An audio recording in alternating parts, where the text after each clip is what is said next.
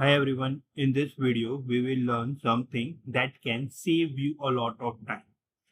Requirement prioritization technique. If you ever struggle deciding what to work on first or how to explain your choices to the stakeholders, this video is for you. Let's dive in and learn some important, simple and powerful method to prioritize work more effectively. First, why do we need to prioritize the requirement? So it's simple. We never had enough time, people, or money. That's our resources, right? We never have enough to do everything at once. By prioritizing effectively, we can deliver the most valuable work first, make the best use of our resources, and help the stakeholders to understand the why certain items are done before the other. Good prioritization is not just about making the list, it's about making the smart decision that create the most value. So today we are cover the 7 powerful prioritization techniques. Each has its own strength and you might find some work better for the certain situation than the other. The techniques we will explore are Moscow technique, weighted shortage job first WSJF, Kano Model, $100 test, value versus complexity matrix, urgent versus important matrix, and the right scoring.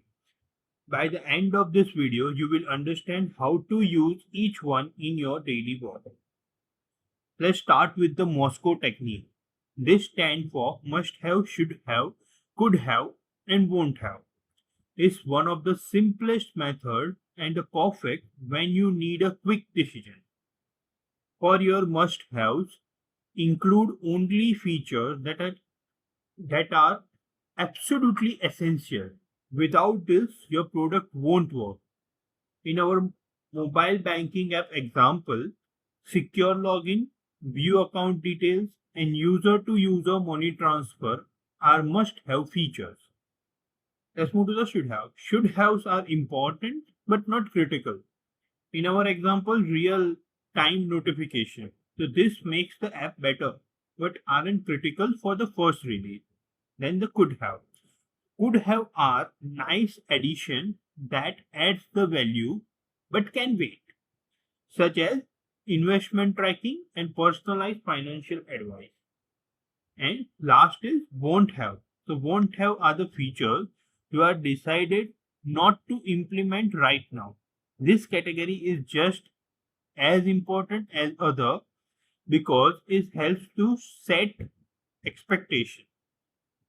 So in our example, cryptocurrency transfer and AI insights are won't have features.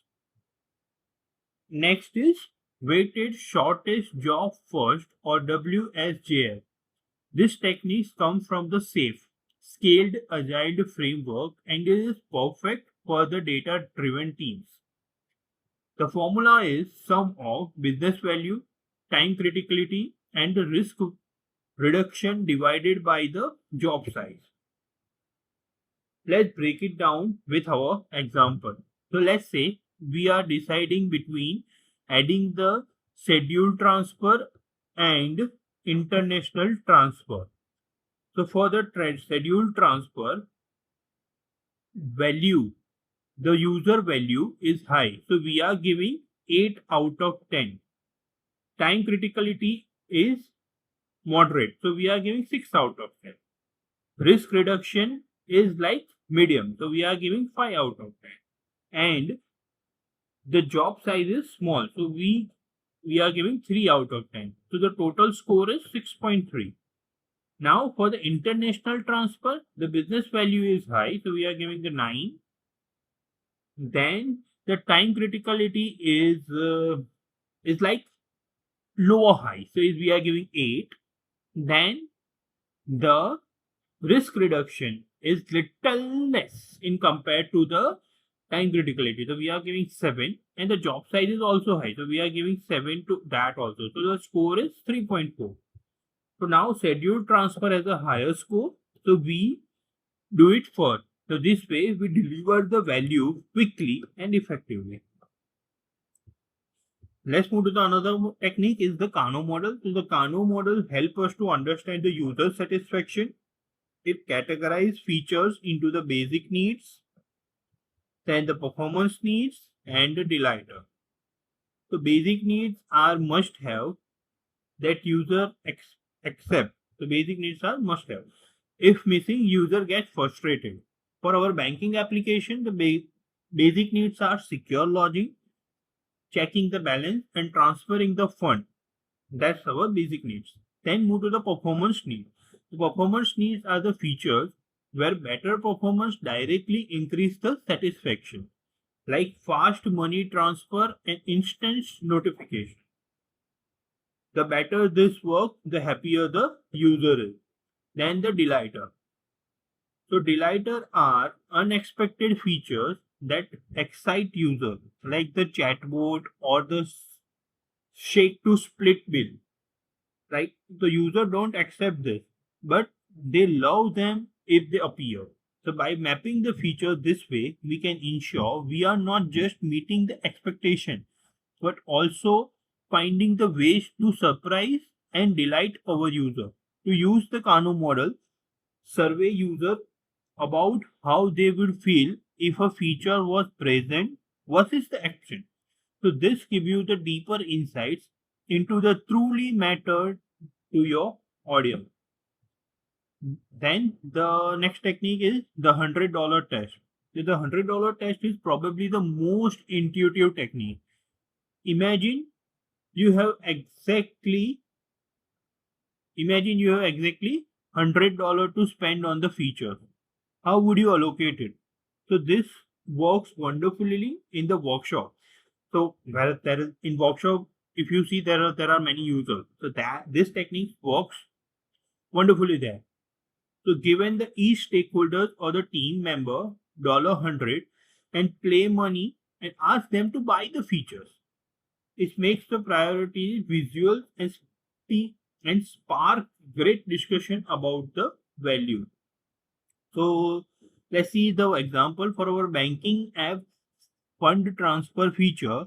We list the sub features. Okay. So the main feature is transfer the fund and the sub features is transfer between the account, add or merge beneficiary, schedule the future transfer, real-time notification, QR-based transfer, and save transfer template. So now in this workshop, we are giving each stakeholder A, stakeholder B, and stakeholder C $100, and they are bifurcating between these 6 features. Okay. So now, if you see here, we identify the total allocation at last. So $75 get the transfer between the account. So stakeholders might allocate this $100 like this. The highest total so that what is most value is transparent, demographic, and spark the great discussion about the priority.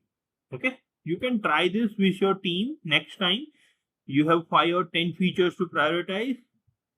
I bet you it's fast, fun, and surprisingly effective. Next is the value versus complexity matrix. Okay, so value versus complexity matrix plot features on the two axes. Value to the user, so this is the value to the user, and the complexity to implement that particular functionality. Okay, the high value and low complexity. So this number one. So items are quick win. So do this first. For example, account balance alert. This is a example that is the high value but the low complexity. Then the high value and high complexity. So these items are need careful planning but worth to effort. For example, real time fraud detection. Okay. Then the third is low value, low complexity. So this item can be done when you have the spark capacity. For example, the customizable app theme. Okay, then low value and a high complexity. So this item should generally be avoided. For example, cryptocurrency wallet. Okay, this method helps us quickly spot quick wins and avoid the time waster. Now, this technique works well when explaining the priorities to the stakeholders It's a visual and intuitive. Just be prepared to justify your value and complexity assessment. Okay, the next is urgent versus important matrix. So this matrix also called the Eisenhower matrix, named after the president Eisenhower. Separate the task into the four quadrants based on the urgency and the important. Urgent and important. So this is the first, urgent and important, to do that immediately, like fixing a security bug in the login process. Not urgent but important. The second one, so scheduled time for this, like improve the onboarding tutorial. Urgent but not important, or the less important, to try to delegate this task. Okay, for example, responding to the minor UI feedback, neither important nor the urgent. So consider eliminating these features used by very few users often falls under here. For example, adding a seasonal app background. So this keeps the team focused on what truly mattered for the user and the businesses. This technique is especially helpful for the personal task management and when you're dealing with the mix of the new features and the maintenance work. It helps you to focus on what truly mattered versus what just seemed pressing. Okay. So our final technique is RISE scoring, which stands for the reach, impact, confidence, and effort. Reach means how many users will this affect? Impact means how much will it improve the existing? Confidence means how sure we about our essential, and effort means how much work is required. We score each feature to get a clear priority order. The formula is multiplication of reach, impact, and confidence divided by the effort. So this method is more sophisticated but give you the balanced view of priority. Is is practically useful for the data-driven organization and when you need to justify the decision with the metrics for each feature, score each factor on the consistent scale, then calculate the right score and prioritize accordingly. Let's take an example for this. So adding a push notification for the large transaction, right? So the reach score is 8. I will give the reach score to the 8 because it affects the most user, right? Then the impact. So I will give to the 7 because it's major improvement in security, right? Then confidence. So I will give it to the 9 because we are sure it's needed, right? And effort, I will give you the 3 because it's not much hard. Then the right score is 8 multiplied by 7 multiplied by 9 and divided by 3. So it's 168. Compare this with the other features and highlight and the highest score get done first. This method is great for the data-driven teams. Okay, that's it. We covered the 7 powerful techniques for the prioritization that you can start using today. But with all this technique, how you choose the right one? So if you need something quick and simple, you can use Moscow or urgent versus important matrix, right? Then if you have a good data or the user value, you can use the RISE scoring or the WSJF method. If you are working with the stakeholders who have the different priorities, then the $100 test or the value versus complexity matrix works well. If you want to deeply understand the user satisfaction, use the Kano model. Remember, you can combine the technique. Maybe start with the Moscow to get the must-have, then use the $100 test to prioritize within the categories. Okay, so let's take real-world application. I will give you just overview of it. So imagine your team is building the custom support portal with the 20 possible features. Okay, so step 1, what I do is use the Moscow first and identify the won't have or just remove the won't have features and identify the must have. Like from the 20, I identify 8 must have features. Then step 2, what I will take is from that 8 must have item, create a value versus complexity matrix. So according to the high value and high complexity, or high value and less complexity items, we will take that item first. Then in the step 3, I use the $100 test, because all the stakeholders need to be allocate or need to be their permission needed at last. And at step 4, create the final prioritization list and share it with the team. I will share it with the team. The combination approach give you the both structure and flexible while involving the key stakeholders in the decision process. Right. So before we wrap up, here are the 5 tips for the successful prioritization. Be consistent. First is be consistent. Use the same technique for the similar discussion or similar decision. Okay. Document your reasoning. So it helps you when the priorities are questioned later. So write the document or take the documentation of that, whatever you are doing. Revisit the priorities regularly. So what's important can change quickly, right? So something might be changed, so you need to revisit every time you prioritize or every time the sprint is started. So the stakeholders and all the people who are working in the project be aware about. Involve the right people. So get input from those who the best to inform, right? You can use the different kind of metrics and identify who are the key stakeholders, and according to that you can involve that people only. Keep it simple, right? The last is keep it simple. The best prioritization is one your team is actually uses. Okay.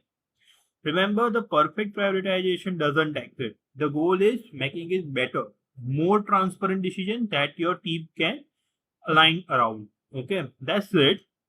Which technique will you try first? Let me know in the comments. If you found this helpful, please like, share, and subscribe for the more practical business analyst and project management tips. Thanks for watching.